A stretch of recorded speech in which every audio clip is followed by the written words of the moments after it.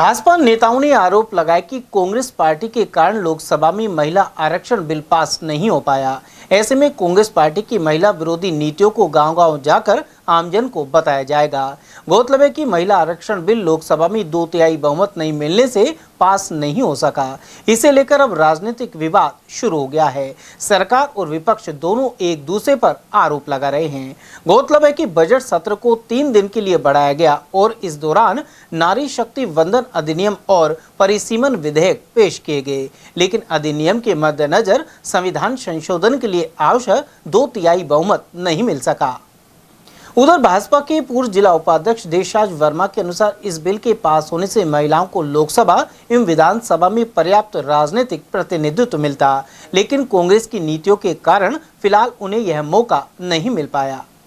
Sir, Lok Sabha में जिस तरह से बहस चल रही थी, महिला आरक्षण संशोधन बिल पेश किया जा रहा था, लेकिन विपक्ष के कारण वो पेश नहीं हो पाया और 2/3 बहुमत नहीं मिल पाया। अब महिलाओं का आरक्षण अटक गया है। आप पार्टी के वरिष्ठ जिला उपाध्यक्ष रहे हैं, भाजपा के वरिष्ठ कार्यकर्ता हैं, क्या प्रतिक्रिया? देखिए पत्रकार महोदय, जब देश विकास की ओर बढ़ता है तो कांग्रेस की आंच लग जाती है। आपने देखा होगा कि महिलाओं को मोदी जी का विजन था, सबके साथ सबको विकास की बात हुई और महिलाओं को अग्रिम पंक्ति में बैठाने की जब बात आई और हमने ये वादा किया था कि महिलाओं को आगे लेके चलेंगे और उस मुहिम को पूरा करने के लिए मोदी जी ने जो विधेयक जो पास करने की बात रखी, कांग्रेस उस पर बैकफुट पे आई। अब कांग्रेस बैकफुट पे क्यों आई? क्योंकि उनको पता है कि जब महिलाएं आएंगी यहाँ और बीजेपी के साथ काम होगा, अच्छा शासन होगा, एक अच्छे शासन का निर्माण होगा। कांग्रेस को डर लग रहा था कि कहीं आने वाले समय में हमारी दुर्गति नहीं हो जाए और इस कारण सारे कांग्रेसियों ने मिलकर उसका विरोध किया और विपक्ष ने उसका विरोध किया। ये देश हित की बात नहीं है और विकास की बात नहीं है। हम नारी का सम्मान करते हैं, नारी हमारी मातृ है, हमारी बहन है, हमारी पत्नी के रूप में भी नारी है और इस देश के एक हमारे कल्चर हैं कि नारी का सम्मान किया जाए और उस नारी के सम्मान भारतीय जनता पार्टी मैदान में थी और भारतीय जनता पार्टी ने विधेयक लाया, लेकिन कांग्रेस ने उस विधेयक को नकारा है। हम गांव में, गली में, मोहल्ले में जाएंगे और कांग्रेस की इस नकारात्मक को बताएंगे कि आने वाले समय में कांग्रेस ने नारियों के कितना अपमान किया है। हम नहीं चाहते कि अपमान हो, विधेयक पास होना चाहिए था और नारी का सम्मान करना चाहिए था। सर, इस बिल में जिस तरह से कांग्रेस पार्टी कह रही है कि ओबीसी महिलाओं को आरक्षण नहीं दे रहे, सिर्फ SC ST की बात की जा रही है, ये भी नहीं पता कि उनको दे रहे कि नहीं दे रहे, पर ओबीसी महिलाओं को क्या बीजेपी देखना नहीं चाहती देश में या उनको सम्मान नहीं करना चाहती? क्यों आरक्षण इस बिल में नहीं दिया बीजेपी ने? आप बीजेपी के वरिष्ठ कार्यकर्ता हैं, क्या कारण है? पत्रकार महोदय, बात आरक्षण की नहीं थी, बात 33% की बात थी। उसमें OBC ST ST और सबको दिया जाना था।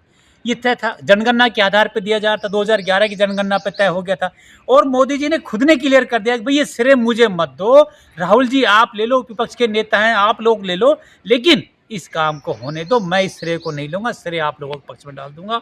लेकिन इनके कुछ कहानियों से इनको वहम था कि आने वाले समय में भारतीय जनता पार्टी लंबा शासन करेगी और उस शासन के डर से ये देश हित में, देश विकास में कार्य नहीं होने दिया। ये निंदनीय स्वीकार कार्यक्रम है। सर, कांग्रेस पार्टी कह रही है कि जिस तरह से 51% जनसंख्या ओबीसी की है, उनको 27% आरक्षण दिया जा रहा है। ओबीसी का अधिकार, ओबीसी का हक सामान्य वर्ग खा रहा है, बीजेपी के लोग खा रहे हैं, ओबीसी को साथ अत्याचार हो रहा है और मोदी जी को दिखाई नहीं दे रहा है। इसलिए हम ओबीसी की आवाज़ को बुलंद कर रहे हैं, उनकी समस्याओं को रख रहे हैं, लेकिन सरकार महिलाओं को भी आरक्षण नहीं देना चाहती, पुरुषों को भी, ओबीसी के वर्ग को नहीं देना चाहती। ये स्थिति, देखो ये धारणा गलत है। कांग्रेस भ्रम फैला रही है। पहले तो कांग्रेस ने भ्रम फैलाया संविधान बचाओ, फिर भ्रम फैलाया कि देश की रक्षा करो, अब भ्रम फैला रहे हैं कि नारियों का ये गलत हो रहा है, ओबीसी के साथ गलत हो रहा है। उसके पास कुछ नहीं है, ओनली भ्रम फैलाने के सिवाय कोई कार्यक्रम नहीं है। ये बताए 2011 की जनसंख्या के आधार पर SC ST OBC का आरक्षण को ध्यान में रखते हुए 33% आरक्षण के तहत दिया जाएगा। ये सब कुछ है, कानूनी नियम से हो रहा है, कानून के अलग तो जा ही नहीं रहा ना सर। तो सर 11 की जनसंख्या के अनुसार क्यों कर रहे हो आप? 2025 की जनसंख्या के अनुसार क्यों नहीं कर रहे हो, जिसमें जातीय आंकड़े आ जाए, जातीय आंकड़े के हिसाब से महिलाओं को जातीय आधार पर आरक्षण दे दो? देखिए, हमारे राष्ट्रीय गृह मंत्री ने साफ शब्दों कहा है कि हम जनगणना भी करा रहे हैं और जातीय जनगणना भी करा रहे हैं और जातीय जनगणना और जनगणना दोनों हो रही हैं।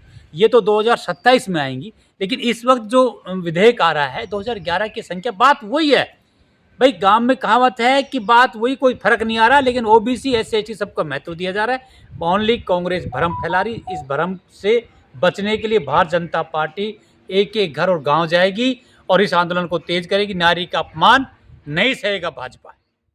उधर भाजपा के जिला मंत्री एवं हल्दीना के सरपंच सुनील चौधरी ने भी इसी तरह के आरोप लगाए हैं। उन्होंने कहा कि राजनीतिक रूप से नुकसान होने पर ग्रामीण क्षेत्र की महिलाओं में खासा आक्रोश है, वहीं अब इसका नुकसान कांग्रेस पार्टी को उठाना पड़ेगा।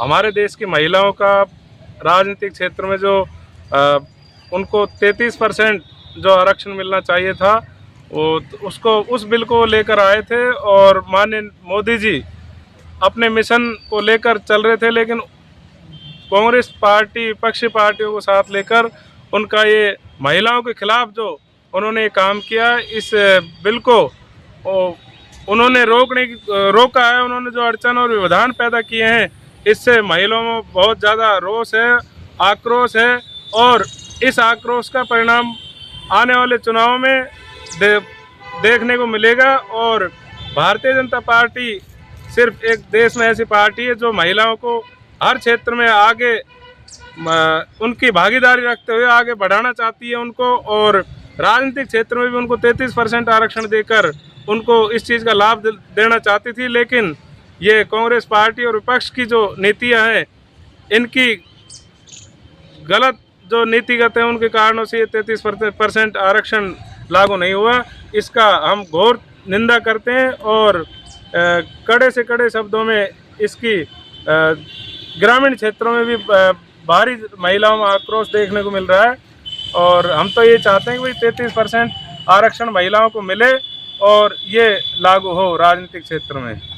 सर, कांग्रेस का कहना है कि ओबीसी महिलाओं को आरक्षण नहीं दे रहे, इस वजह से हम इसका विरोध कर रहे हैं। आप इस बात से कहाँ तक नहीं, वो तो गलत है। वो तो कांग्रेस ओबीसी और जनरल वाली तो इसमें बात ही नहीं है। तो सिर्फ महिलाओं को 33% आरक्षण का वो था उनका तो सपना, मिशन। अगर भाई महिलाओं को ही 33% आरक्षण दे, वो तो उन्होंने भ्रमित कर रहे हैं लोगों को, झूठ बोलते हैं, झूठ पे झूठ। गौरतलब है कि पश्चिम बंगाल विधानसभा के महत्वपूर्ण चुनाव के लिए अभी मतदान होना है। ऐसे में भाजपा द्वारा वहां भी इसे मुद्दा बनाए जाने की संभावना है।